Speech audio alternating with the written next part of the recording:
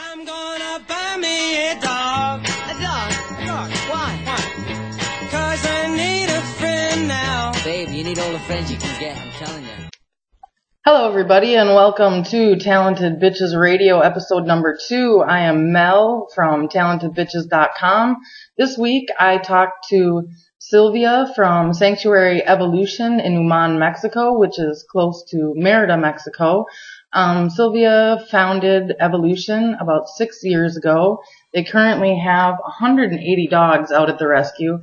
They've been doing tireless work, taking care of these dogs, taking them off the street, finding them homes, giving them medical care. They also do a number of community involvement projects, educating the community and children about how to care for animals and how to make the world a better place. Sylvia is absolutely one of the most inspiring people I've ever met, so it was an honor to get to sit down and talk to her. So I'm not going to talk to you for very long because I want to get to that interview. Just to give you a heads up, we did have some more technical difficulties. We were getting wind washed out a little bit, so I did have to cut the interview here and there, but I think you can still follow it. There is one point where we had been asking her about her first pets. That got cut out, but we come back and we're talking about it. So you're filled in that way. The Sanctuary or Evolution is having a garage sale, bake sale this weekend. So if you would like to find out more about that or support them in any way, no matter where you are in the world, you can go to their webpage and make donations to them through PayPal or different ways that you can give. Please go to their webpage, evolutionyucatan.com. You can also find their information and links at talentedbitches.com. So with that said, let's get to Sylvia. Enjoy the interview, guys.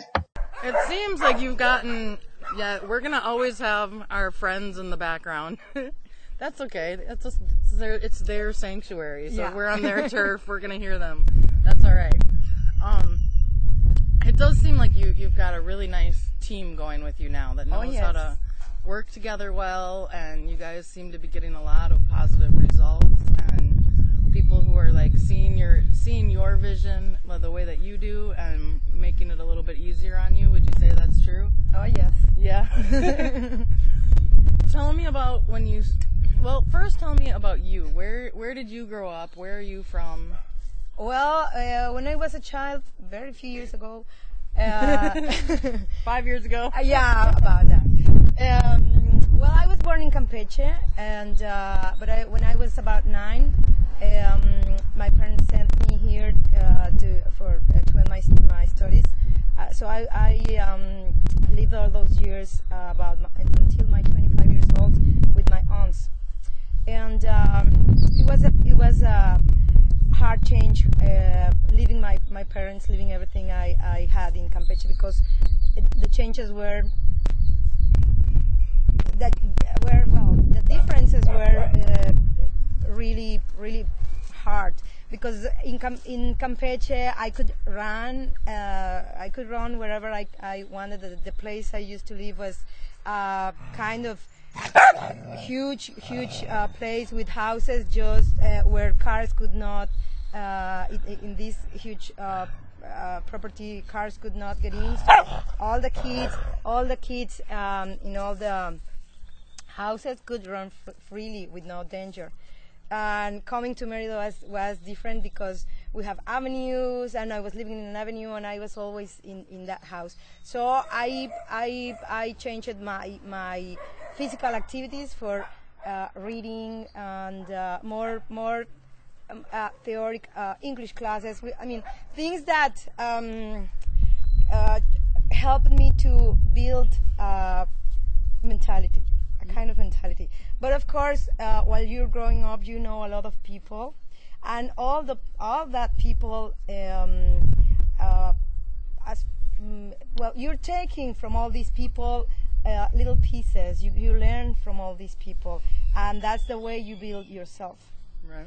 And unfortunately, I have met very, very interesting and intelligent and sensitive people in my life. And that's why arrived until here to Evolucion. That's the way I arrived here. And as you said a moment ago, now we're a very awesome team working not only for it looks like we work only for animals, but we're going further. We want to build a society where life can have more value and can be more respected.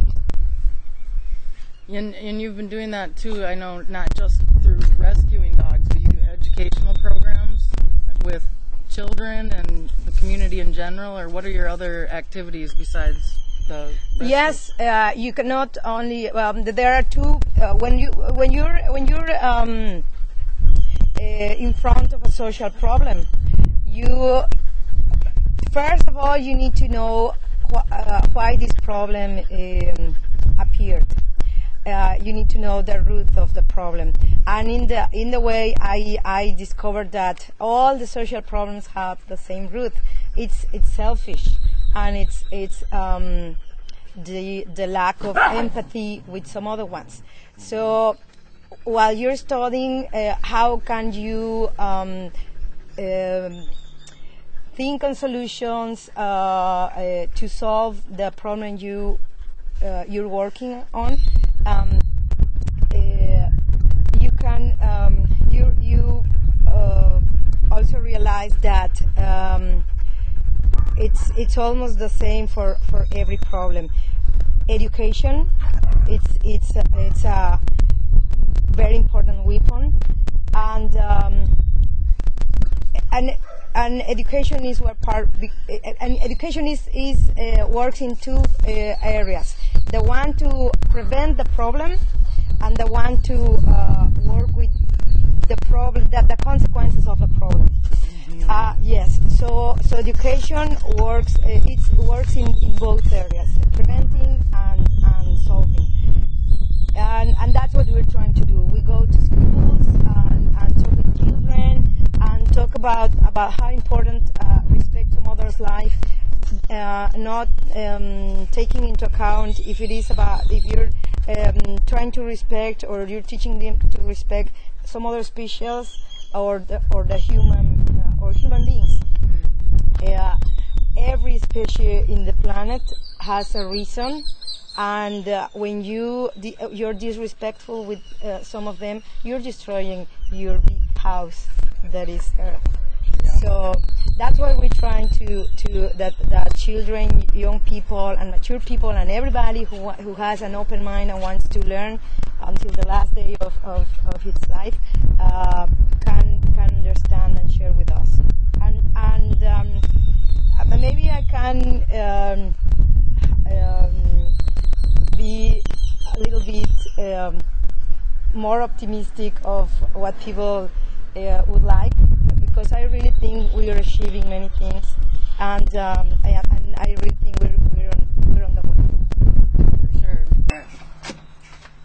Okay, we're recording again. It's on again? Yeah. I can move you. All right. After a short break, we're back. Sylvia said "fuck" during the break. Sorry, you guys missed that. It was exciting and a rare moment that we should have captured if we were really good journalists. So, before the pause, we were talking about your first dog. Yeah. I was telling you that I bought them, something I will never promote anymore to do. And since I know the big problem it exists with these animals. And so the point is that they changed my life. They turned my life in 180 degrees.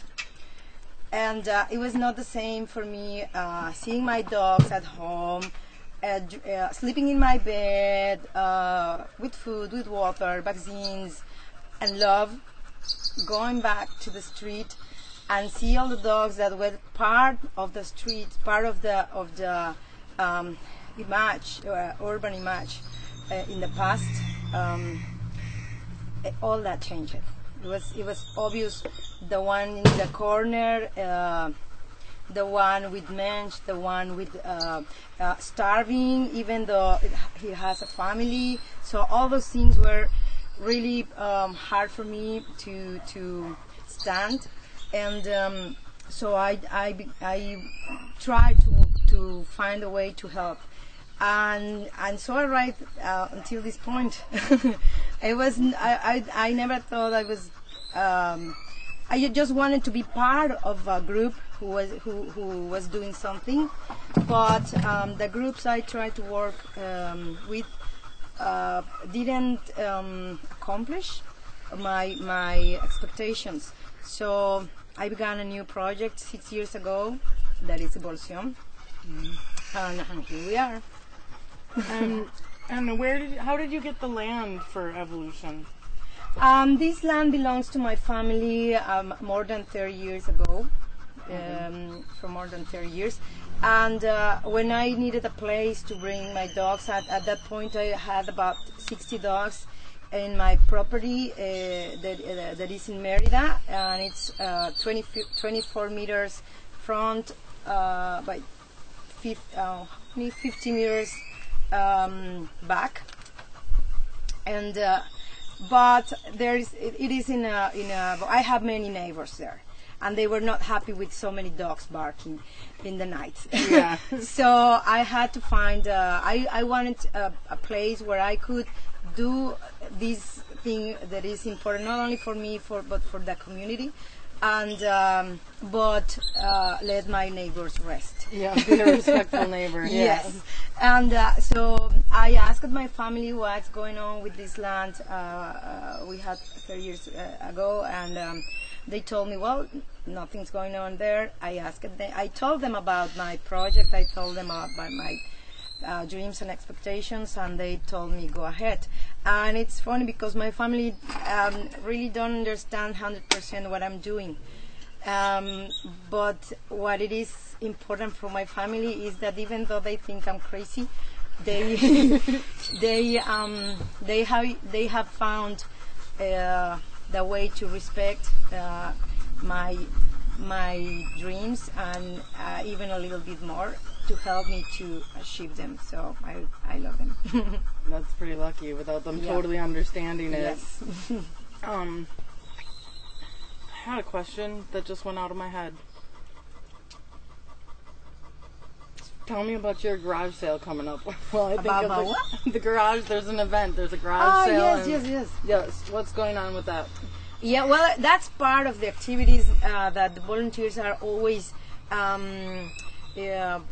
organizing to have funds to feed our animals and to make the educational activities and some pay the veterinarians who help us. And there are so many expenses here.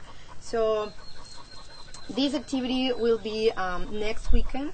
Okay. And it's a garage sale. And it's also a bakery sale. Bake sale. And it's becoming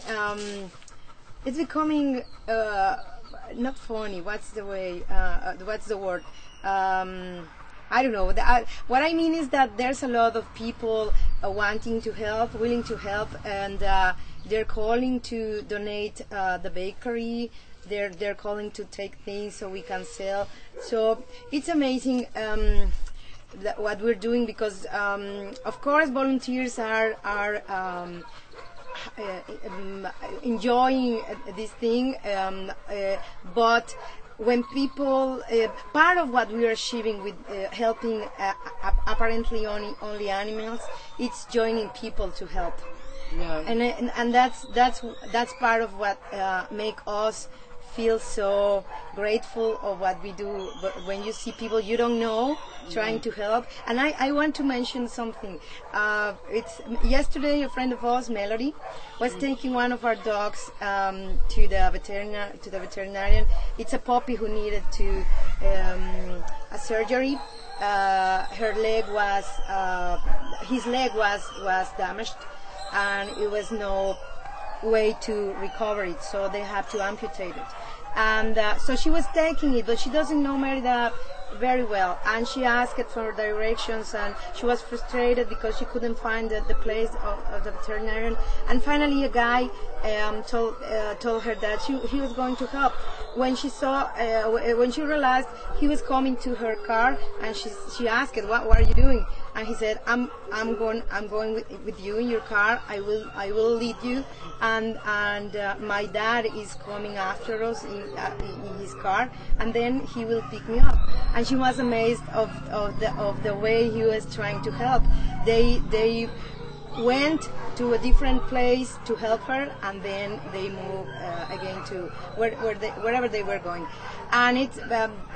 And of course, they knew that we had a little pup in the car who needed help. And so it's amazing when you see all this kindness on people, because most of the people think that kindness is lost in the world.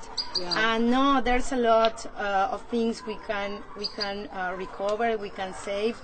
And that's what we're working for. I mean, a street dog in Merida, as opposed to a street dog in the United States, is dealing with very different. Yeah. It's very different. Like that kind of thing. Okay. Yeah. Well, when one of the comments we often listen from foreign people is that most of them say that I don't see this in my community. Of course, I'm talking about some other countries, but of course this exists in their communities, but it's not so aggressive as it is here, and so common as it is here. And we're working as well on laws, so they can help us to build a new culture and mentality.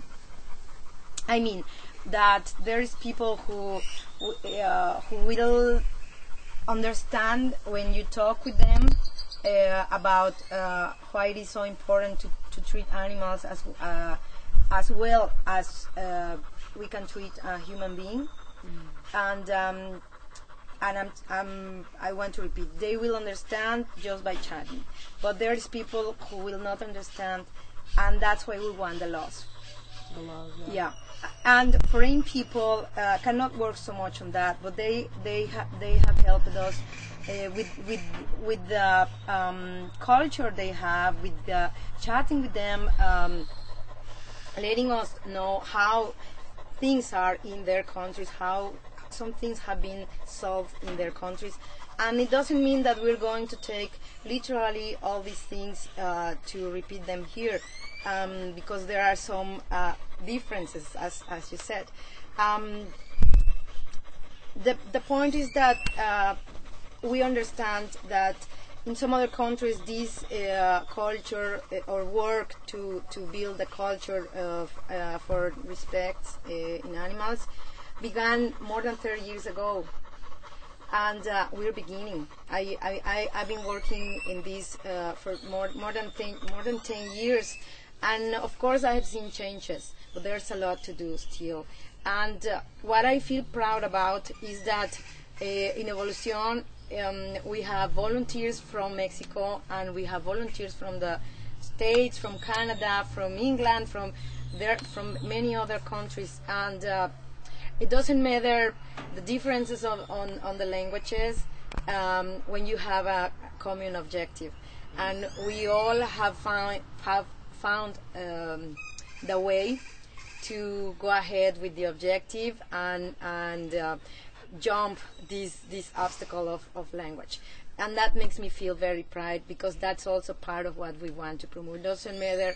We're working on no violence, and we're working for non-discrimination.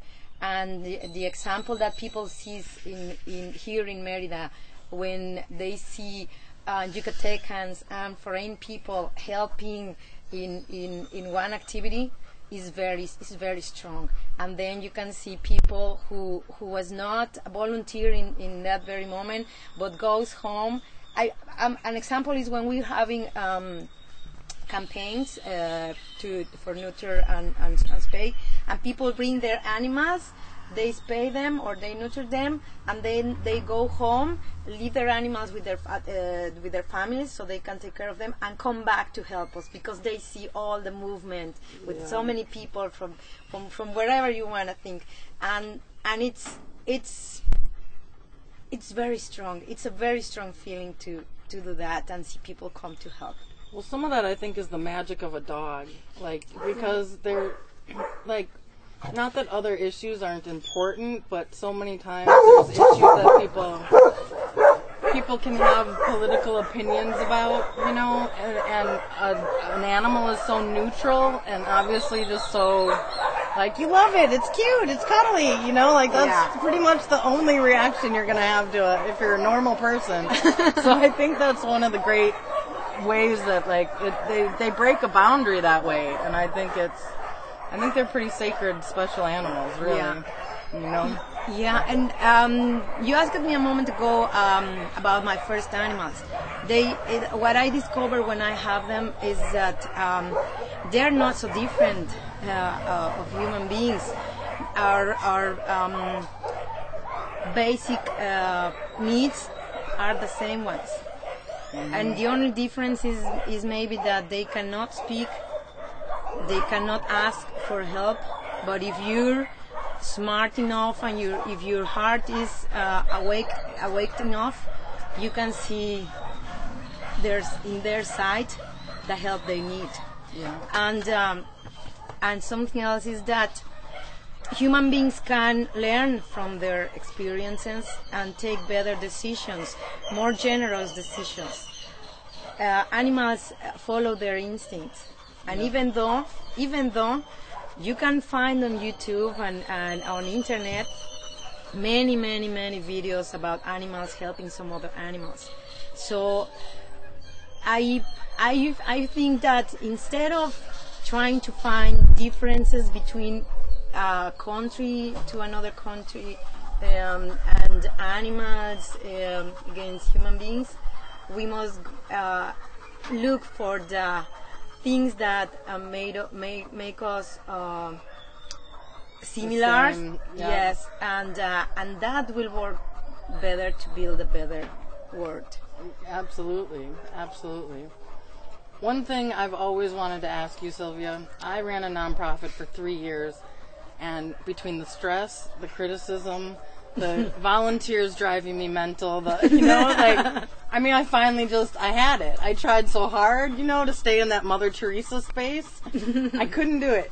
But you do it. And how do you do it? Like, how? I know you go up against a lot. Just if you even wrote down a typical Sylvia day, it would probably exhaust me just reading it. And, like where does this come from to every day and not give up? And that's the point. I try to live every day. I know for sure that even though this could be a very hard day, tomorrow will be different. I have another day to live the next day, and it could be different. I just have to stand some things, and I just need to look for the best face of what is happening, because sometimes most of the people focus on the bad part of what is happening instead of looking for the reason of why that's happening. And sometimes the reason will not be the next day, and you need to wait a little bit. And that's what I try to do. Wait for the next day, the next day, the next day, the next day. And I try to find on my friends and on the volunteers the best part of them. And I'm telling you that I'm flesh and blood. I'm not the perfect person. I have a lot of defects, and I make a lot of mistakes. We caught you saying fuck. That's an example. And but the very main part of this is that I guess I'm a very lucky person, because I have found very good friends, very valuable people. That is the one who's helping to build this project, and maybe the common characteristic in all of on all of us is that we're trying to find the best in every person, not focus on the defects of every person, and that there is communication. And that's not easy to find. There sometimes people comes and sometimes people leaves, but that's part of it. That's part of it, and you must let people go and say thank you, and stay with the people who wants to go ahead and work with them. And that's what we're doing. Just taking the best. Pretty good at focusing. That's incredible. It's not easy. It's No. easy to say, but it's not. It's Yeah. not easy. Of course, it's not easy. All of us are flesh and blood. So, but I guess that everybody thinks that the objective is it's a worthy objective. So that's the way we're able to go ahead. Okay, then I think I just have one more question. So, as a Mexican woman that deals with a lot of dogs, could you give me some advice on men? I'm very bad in that point. Sometimes I'm gonna think if I can say it fine. Sometimes I don't. About my what? Maybe I didn't understand the question, here, but here. I want to say something. Okay. Sometimes I don't know about man. If I don't have one on my side because I'm doing this, or if because I'm doing this, I don't want to have men on my side. So get in the way. Yeah, it's just that I don't. I'm a very independent person, and it's a secret, but I've been in love with the same person for years, and it's a failed love story. So I'm focused on this, and I'm sorry, but I'm gonna sound how you say that in English? Like if I don't love Mexican men, but I do love them, but it's just that They're there's kind a of lot bossy. of They're machismo. bossy. Yeah, they're bossy. Yes. There's a lot. How you call that? Machismo. Well, they're Machismo, very yeah. machos, and I'm very independent. They're lippy. They're lippy little guys. I'm How sorry. do we Yeah, go? so I'm sorry. I cannot deal with that. No. So I can have friends. It's great to have friends, and I can accept that from that, or respect that, or tolerate that from that. But I don't need that in my daily life. So basically, your advice is stick with real dogs. Yeah, I like them. Don't. I can understand. I can understand the machismo from a dog, but not from a man. Yeah. I'm sorry. Exactly. I'm sorry. That guy needs to learn how to sit, stay, and shut up and be quiet. Right on. Well, is there anything else that you want to give us about Evolucion, or? Well, just invite people to come and know the shelter, know our dogs, and to help a little bit. You don't need to involve 100% on this, but there are some tiny actions that can help us to make big actions. So come, visit us, know our dogs, know what we're doing, and yeah, there's a message I wanna send. There's nothing that can make you feel more valuable in life than feeling you're serving. Feeling yourself? You're serving. You're serving. Yes, that you're useful for some others. It's a very strong feeling. It's a very strong feeling. Well, and even even if they're not here in Merida, they can donate through PayPal. Oh, yes. They can. Yeah, they can. If somebody wants to help us, they can find a way through our website. There are the ways to do it. Okay. Well, great, Sylvia, and that is a good message. It's true. Mother Teresa said that many times too. I'm not Mary. Mother Teresa. It's a hard bar to live by. I've tried. It doesn't. But she can at least be an inspiration. You know.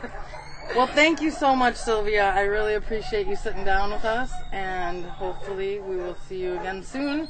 And we'll definitely see you at the bake sale. Oh, for sure, please. I'm gonna come eat some cupcakes. We're waiting for you. Okay, perfect. used to keep me so contented. But I can teach a dog to do that. I'm gonna buy me a dog. You couldn't teach a dog to do that. You can only train elephants.